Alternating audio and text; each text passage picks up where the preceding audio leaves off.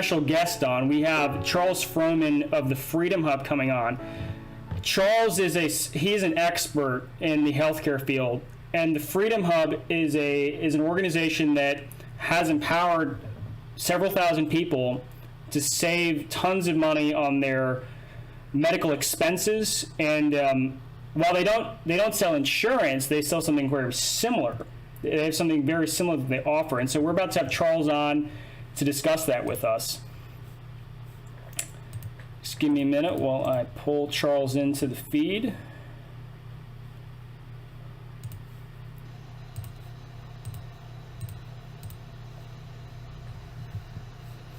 All right, Charles, thank you for being on. Thank you, Rick. It's good to be here. All right, so, I just gave you a little introduction. You are the Director of Business Development for the Freedom Hub, and people can find you at yourfreedomhub.com. Now, Charles, tell us a little bit about what got you into healthcare. Why are you in healthcare, and what do you do with the Freedom Hub? Well, as happens with many in human life, healthcare in my life is an accident. In the early 90s, I was a young Republican congressional staffer, and I was some older legislative assistant unloaded the healthcare issue on me, and lo and behold, the president switches from Bush the elder to Bill Clinton, and his wife tries to foist Hillary care on us, and suddenly I have to learn the issue. And I read Wall Street Journal op-eds. I met John Goodman, the father of the health savings account, and the Heritage Foundation had their individualization idea to get healthcare away from the workplace. So it was a quick learning process because I had to work with special interests from back home in the capital of Pennsylvania. And since then, I've had other clients in healthcare, whether natural or pharmaceutical, a consumer first advocacy effort. And now I'm in the commercial space, and we are pretty much the Uber for the health cartel. So you mentioned a couple things in healthcare. I look forward to responding to those issues and talking about the healthcare in the terms of we do better. So good to be here. Yeah, thanks for being on. So you started, you said you were working for a Republican staffer, and then you spent some time as a lobbyist in the healthcare space, right? Well, not in the healthcare space. My lobbying after Capitol Hill was in the financial space, actually. Mortgage origination, title insurance, credit unions, and actually, credit unions is something I use as an analogy for what we use instead of insurance. As you mentioned, we don't use insurance to pay for your big bills, cancers, the heart attacks, the car accidents, that kind of thing. We use the sharing economy. How you were talking about home sharing with Marriott. The sharing economy is applicable in so many avenues of life, especially in healthcare. And what we've learned is sharing is like a credit union in that there are no shareholders, so with less overhead, you can charge less. So many folks priced out of healthcare because of Obamacare have found relief through these sharing companies, and over 1 million people use them. And for libertarians that are maybe fans of We Do Better, in many cases, this is nothing more than old-time mutual aid. If you look at the history of healthcare, most folks got their health care who are workers through lodge systems, through their workers associations. You set aside some money, you had this big vault of money for big bills, and you were good to go. So it's kind of a cool space to be in because we definitely are disrupting the health space in a way that's really good for the consumers, makes them happy, good for the market too. So let's say I'm someone in, I'm middle class. I'm here in Austin, Texas. My employer gives me Blue Cross Blue Shield. It's like $800 a month, but I pay $400. I want to switch over to what your Freedom Hub has. Is there going to be any difference to what I get? There will be a big difference. we're not just using sharing to cut the overhead to give you a cheaper version of your insurance. We really started from scratch and looked at the big problems in healthcare. And the two big problems in healthcare are first the price. It's always rising, it's expensive, it's overpriced. And the second entails the lack of choices. You really are pretty much a sheep in the healthcare system. You slap your insurance card down at the doctor's office or hospital and have Blue Cross take care of it, and you pay your copay and that's it, and do what your doctor says. That's not sustainable. You know, we have to really improve the demand side of healthcare, get the patient to step up and become a shopper. So there is a paradigm shift that's a little bit challenging for some folks if you come to us. We're going to cut your costs in half, and now you got to become a shopper, because you're going to be paying cash with a health savings account, and we're going to give you the money for the millions of dollars in cancer or whatever, and you're going to pay the hospital. So some folks don't want to become responsible, and we do have other options like the copay plans are used to, but we're libertarians at this company. We want to empower the shoppers to help us fix this healthcare market, which really is a cartel. You know, we do better. It's about finding private solutions to government services, and you're about a paradigm shift in every market, and we're a great example for healthcare. But if you're an employee getting Blue Cross, you're going to probably have you know, a similar experience with us than compared to what you have now, except you'll be paying more cash. We really target small employers that don't have health care, and that's most of them, or sole proprietors on their own who have been priced out of the market paying more than $1,000 or sometimes $2,000 a month for health care. You know, your local realtor, the small ones, they're the ones that need what we have to offer. Slowly, our patient empowerment plan will creep into the bigger group market, bigger companies, but right now, that's sort of a different market than where we are right now. Got it. So families, self-employed, small businesses, probably under 50 employees. Those are the people that should be checking this out for sure. Right. It's the people that either are overpaying right now, don't have anything, or have a skinny plan that is so restricted with networks and who you can see that you really are very dissatisfied with the lack of choices. So that's what we fix. And so we have this sharing model that you follow. Now, there's other elements to the, call it the self-pay patient, if you will, or the cash patient. There's telemedicine, there's cash doctors. Tell us a little bit about that, because I know your network uses them extensively, right? So tell us about that. Well, you're right that sharing is only part of it. We really set out to solve the problems of cost and choice and lack of personalization. This is a very unpersonalized health system with the strategy. We call it the healthy care strategy. So sharing is there, the sharing economy for the expensive stuff. At the very start, though, we put you on an assessment that's functional, integrated. So we want you to self-examine your behaviors, blood tests that you have from your primary care doctor, DNA, 23andMe, that kind of thing, and your environment. How's the water quality in your zip code? What is the state of your health right now? What nutrients are you lacking? We want you to get to know yourself so that you can take steps to avoid the system, to boost your supplements, to boost your yoga, to boost your healthy eating. Take control of your life and live long and healthy and happy and avoid the doctor. So that's what it starts with, the strategy.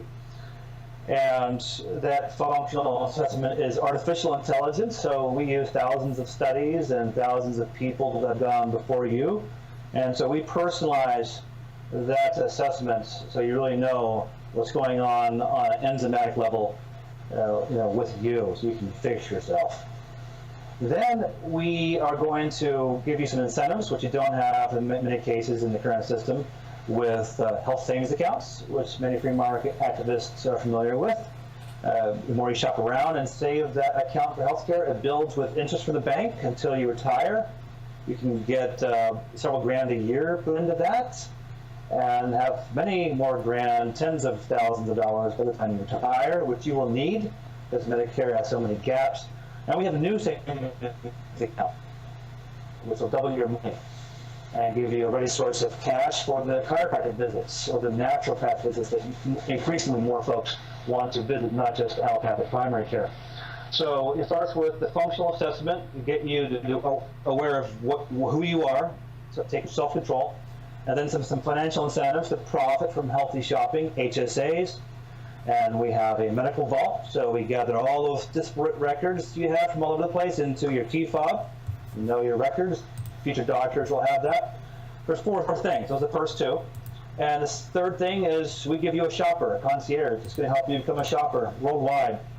Standalone testing centers, overseas drugs. You mentioned insulin, generic, whatever maintenance med you're on. We're going to find with our pharmacies overseas cheaper generics to deliver to your door. That's a popular service. And medical tourism. Increasingly, folks aren't just going to want to go to the cancer doctor for chemo and radiation. They're going to want to go to the Chipsa Hospital in Tijuana for alternative therapy. That's a big result of what we're doing, empowering cash payers, is you start to think about your choices and all the evidence out there, and you want more options. And the border of Mexico is full of options. It's cheaper and many times better. Tijuana, Nogales across from Arizona, all those retirees down there, and Tucson going to Mexico, Cayman Islands, all over the world. So this is really going to shrink the world in terms of your health care. America just isn't it. That's also going to help domestically. All these underserved hospitals hurting for cash, they're going to specialize, and they're going to attract tourism intrastate and interstate. So tourism is international and also in the States. It's going to help those rural areas think better about how to attract patients. And then the sharing economy for the expensive stuff. So that's kind of what we have done. Replace this idea about insurance with a strategy, whether it uses insurance or sharing, but to get you to take control and use all these tools to make you a really good shopper. Now that's not all that I'm here to talk about. That's commercially what you can do for your healthcare to really help the system change. But there's also the advocacy that we have to do. We are liberty lovers, and we may have the best mousetrap in the world, but we do have to go show up and lobby, because the cartel is full of special interests that have divided and conquered us and forced us into tribes fighting over a smaller pie. So whether it's choice of the shot you get, or your access to pain medicine, or access to natural therapies or controversial therapies, all that requires lobbying. So if you talk about those issues, those are important too. Not to interrupt you, but so you're saying that what you have going on, take on the sharing economy, take on finding out about your health, take an assessment, go and be a shopper. But you're saying from a system-wide perspective that we need to see some legislative change, right? Well, sure. You mentioned the insulin generic, and let's be honest, intellectual property is something that's in the Constitution here and there, but it's such a crony subsidy, and it's so abused. These pharma companies extend intellectual property well beyond where it was originally intended, or they extend it for another use of that drug. That just jacks up the price. It keeps out competition.